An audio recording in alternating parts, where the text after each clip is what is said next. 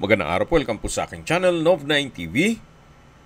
Patalasasan po, meron po ba kayong mga properties na napapabayaan or non-performing assets? Plan nyo ibenta, pero wala kayong oras sa pagbenta nito. Kung ito'y pagkakatiwala nyo po sa amin, tawag lang po kayo sa aking numero, usap po tayo, gawan ko po ng video for free. Yes, libre po, wala po kayong babayaran. Tutulungan pa namin kayong mabenta ang inyong property. Kami na po bala sa marketing, sa boosting or paid ads. Even sa tripping, hindi na po kayo mapapagod sa pag-entertain ng mga buyers. Kami na po bala sa lahat. Tawag lang po kayo.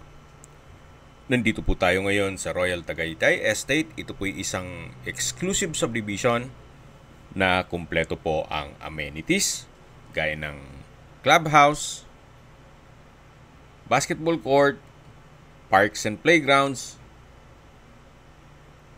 swimming pool, meron din pong golf course. At tungkol naman po sa seguridad, meron pong 24 hours security. Ito pong subdivision ay along Tagaytay-Nasugbu Highway, kaya accessible din po ito ng public transportation. Nasa mataas na lugar po itong subdivision. Ang estimated elevation above sea level ay 1,939 feet. Yan po, napakatahimik po ng lugar, sariwa ang hangin, at malamig po ang klima. Kaya maganda po itong gawan ninyo ng inyong bahay bakasyunan o retirement home. Dito po yung driving range. Kaya kung sakali man po na mahilig po kayong mag-golf, napakalapit lang po ng property. Actually, sa likod ng property ang fairway o yung golf course.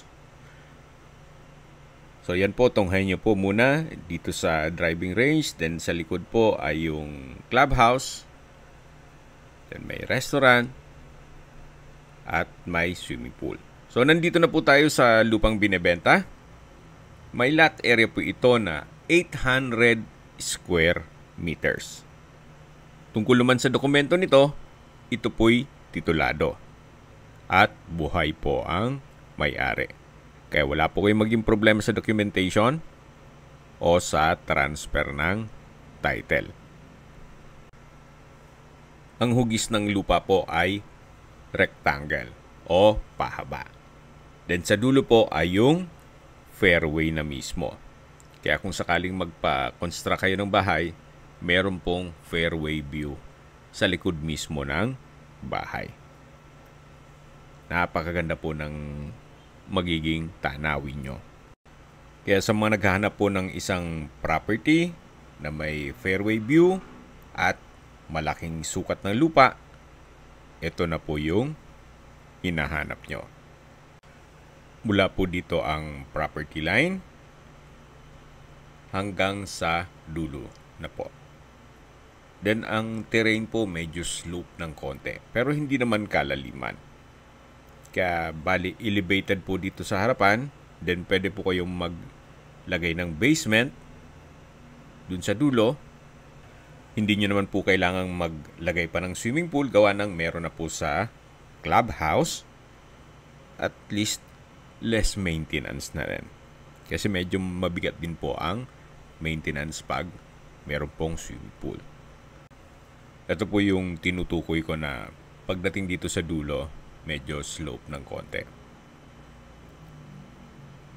So again, sa dulo po nito ay mismong fairway na o yung golf course. Sa mga nag-skip po ng video, summarize ko lang po. Ito pong property ay nasa Royal Tagaytay Estate. May lot area po ito na 800 square meters. Ito po'y titulado at buhay po ang may-ari. Kahit nga po dito sa parting to, hindi na tayo dumiretso, ay tanaw na po yung fairway. Okay, habang naglilibot po tayo at pinagmamasdan nyo po itong kapaligiran, pag-usapan na natin ang distance, location at travel time. Mula po sa Twin Lakes, ang distance is 1.9 kilometers at ang travel time is 4 minutes. Mula naman po sa Mendez Crossing, ang distance is 8.2 kilometers at ang travel time is 18 minutes. Kompleto na po doon gaya ng public market at iba pang business establishments. Mula naman po sa Tagaytay Rotonda, ang distance is 13.2 kilometers at ang travel time is 28 minutes.